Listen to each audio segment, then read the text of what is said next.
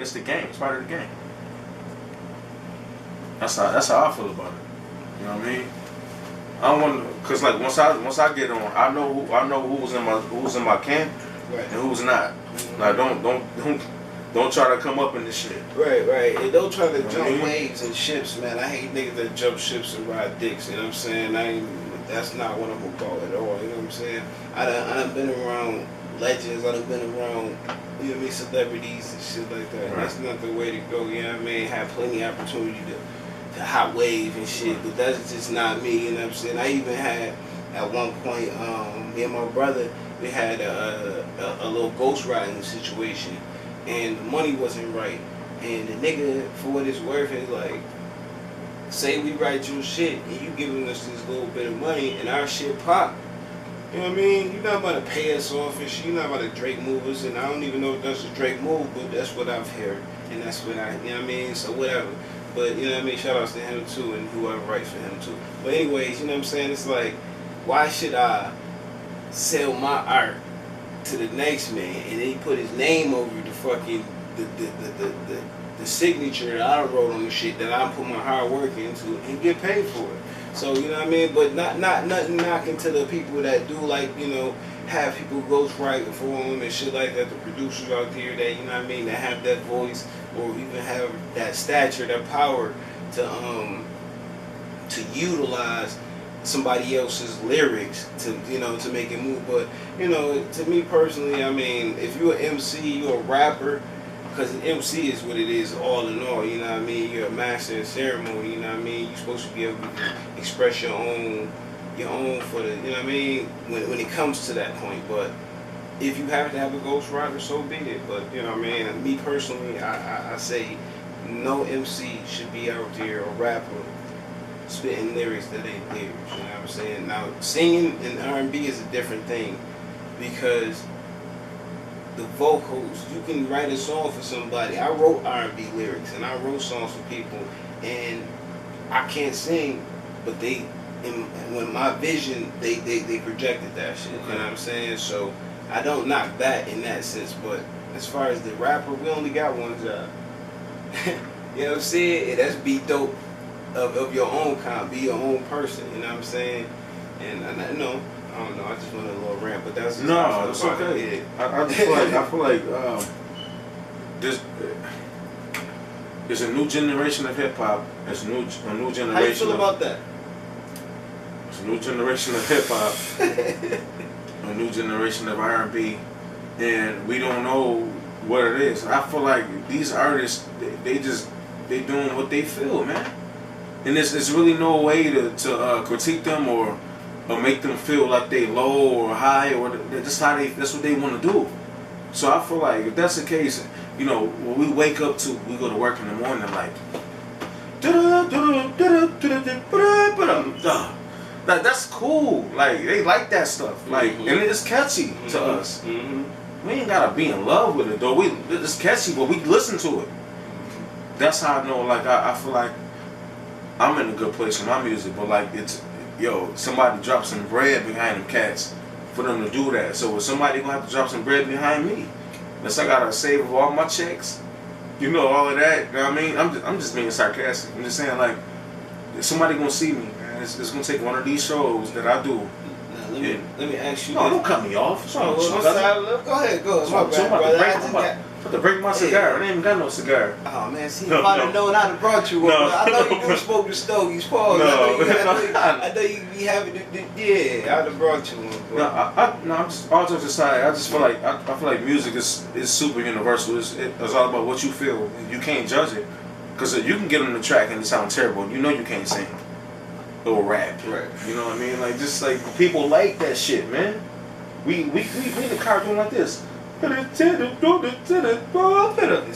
that shit. It's catchy. Cause we know it's whack, but it's hot. And they on the billboard, so beats we not carry niggas. Shit. Beats carry niggas a lot of the time. Yeah, but hey, man, it is what it is. I mean, do you feel as though music changed because the demographically perception changed of it being played? Like at one point when we was younger, you only heard East Coast music. on the radio, and that's where we got it from because we didn't have the internet. You know what I'm saying?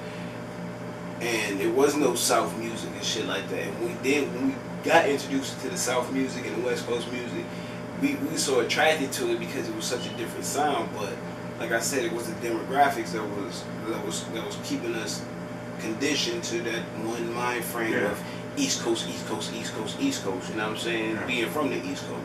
You know what I mean? Do you think that changed it, or do you think that the bootleg game really changed the demographics of the music where it came from? Because you know, the motherfuckers in the South and shit was flooded motherfuckers with the mixtape. Even though Clues and all them joints, the Green Lanterns and all them joints was hot and it was popping around the town. Man, them South tapes and them Miami bass joints was going crazy back in the night. You know, in the early 2000s, the late 90s and stuff. They started going nuts with the bootleg. You looking at a man right now. You looking at Dave Stewy. As a 9-to-5 guy, right? But he got his music, you know, he doing his thing, and he got his shows, he get paid for his gigs and things like that. But like, I mean, another person like me will focus on like, yo, listen, I want it to be where I can just do my music 9 to 5 around the clock all the fucking time, right? But like, you got cats that's paying for views, man. That's paying to get in the game. You got cats that's paying to get in the game. Like why you got a million views in 2 days, cousin? Like, how the fuck you do that? Like, really? I don't see. But like, you paying for that. You paying for that exposure. But see me, I'm the kind of dude. I'm gonna earn every single way I get in there. Like, I'm gonna earn it. I'm gonna earn my way in, and the right person will see me. I'm not. Hey man, it's called being blessed, bro. Like, I don't give a fuck about what they doing at all. But I like it. I like some of this stuff. But hey, man. Hey, everybody's different. Everybody's different, man. You at the round table with the Brown Table Podcast. This is your boy Wave Joe, my man Dave Stewy in the building, you know what I'm saying? And we just chopping it up, doing what it do. Go time. You know what I'm saying? This is just, this what it is, man. It's the truth though, man. It's the truth. You understand what I'm saying? It is. It's crazy, man, but you still ain't answer my question, man. What you think changed it up, man? The demographics of us, the demographics of us being able to listen to the sound on one coast, or the bootleg game? You think the bootleg game fucked it up first? No, I think people just small-minded with music. Because it's streaming now. I think people just small-minded with music. You focus on one type of sound instead of just branching out and just giving everything a chance. That's what make you an artist. You can't focus on, okay, I'm from the East Coast, like, really, okay. What about the West Coast? Like, you gotta branch out to every single avenue that you possibly can to make your audience. You never know. Like Vegas, for example, they got a certain sound in Vegas. You know what I mean? And I ain't never been there, and I know. You ain't never been to Vegas? No, but I'm going. I'm gonna go one day. Oh man, you gotta go to Vegas. I'm gonna have to play naked. They ain't even gonna know, man. God, Vegas is a whole nother candy land, man. That's like an adult candy land. You don't take no kids to Vegas. Alright. It's not right. It's not right, but it's a whole bunch of fun. But definitely, whatever happens in Vegas must stay in Vegas. And I'm gonna just. It's not a good thing. I mean, I done exposed some things on the podcast. I done been there. You gotta be a good guy. I'm a nice guy. And I mean, like, I'm not gonna do what you did at all. I didn't do nothing much. Well, so what you talking about then? I just had a good time. Well, so I was always being me. So why what you did gotta stay in Vegas though, cousin? Right. Because it was fucked up shit happened. It was fucked up, but it was fun. So I had 3 hangover nights where I've lost my car, my rental, for almost a day and a half. Like the movie, she got the hangover shit. I couldn't remember where I parked. It's not my normal car. I don't know. I parked this shit at 12 o'clock at night in the morning, and it's 5 o'clock the next day. There's no sleep in Vegas. It's like the clock's on Oswald time. You go out there and ain't no clock. Your clock just keeps spinning. That motherfucker just keep spinning and shit. You don't know what the time is out there. I'm taking a nap somewhere. Oh man. You're gonna take a 12-minute nap and wake up and this is gonna look the same. Like, I didn't even want to go to sleep. I guess I Vegas. I had a fucking, for my birthday, I had, was down there for 4 days. I slept maybe 4.5 hours total. And I say this to say that, once again, like I said in the last podcast, I drove back from fucking Vegas to Phoenix in the dark at like 11:30 at night with no sleep. I promise you, don't ever try this at home. It's not a good idea. Damn. It's fucking like closing your motherfucking eyes and driving with tents on. Damn. Nigga, the tractor trailers that was coming on head, they was doing like 110 because it's desert. There's nobody. The cops is not going that far out there because there's nothing out there. If you out there, you might as well just sit in your car, sit tight to the mile, motherfucker, because your phone probably don't even work. You don't probably got no service. That type of shit. You can do 100. I was doing 110 allegedly, easy in the challenge, easy for hours straight, but allegedly. But anyways, you know what I mean. Back to what I was saying. So, you gotta go to Vegas, man. But you a sharp dude, man. Look at you, man. You know what I mean? You always stay sharp. I see you, Chris. I do a little something. I gotta be sexy for myself. Where did you get that inspiration? You know, start dressing fresh. I used to dress the way you dress. I used to dress just like that. I ain't dressing right now. I'm just dressed down. I'm just on my Buffalo shit. No, but I still dress like that. Okay. But like when I was younger, in my early 20s, I was like, yo, I gotta. Fabulous is popping then, so I found that. Shout out to Fab. Yeah, man, for real. The jerseys, the big jerseys, the white tees, the wristbands, the headbands with that. That was my style. I can see you with 300 headband, wristbands. Word. They thought, well, like back then, they thought I was gonna rap. When I got on stage, I was singing my ass off at 20, 21 years old, 22 years old. Man. Yeah, back then. That's when the Palace was open. That's when the Lions Den was open. Down on Main Street. Yeah. Damn. The spot when the college parties was popping. Yeah. I mean, I was blessed to be a part of that era. You remember? Was you around for the Palace being Rockefellers? No. No, that was later. Damn, I was gone. I just told my age, but yeah, I remember the Rockefellers. Yeah, I remember those days. But yeah, so So you smashed the stage back then? Yeah. Dang. I was having fun, but like I was still trying to find myself. I used to go on stage I used to work at Tops on Grant, and I worked in the produce department. And they had these little boxes from the dairy department, right? I used to make tables out of them shits, and I used to cover them up with tablecloth, and have them all set up on the stage.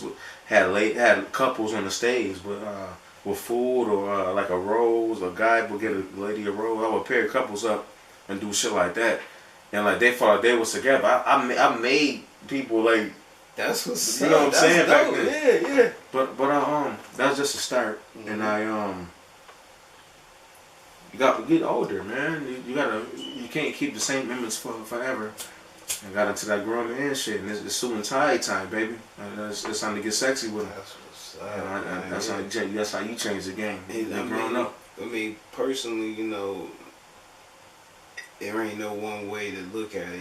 Everybody dress accordingly to how they personally feel. You got people out here expressing themselves with, different colored hair and shit like that, painting their nails and all types of shit. Like, they don't need to look messed up too. I have nothing against, the homosexual, group thing. That's y'all thing. Yeah.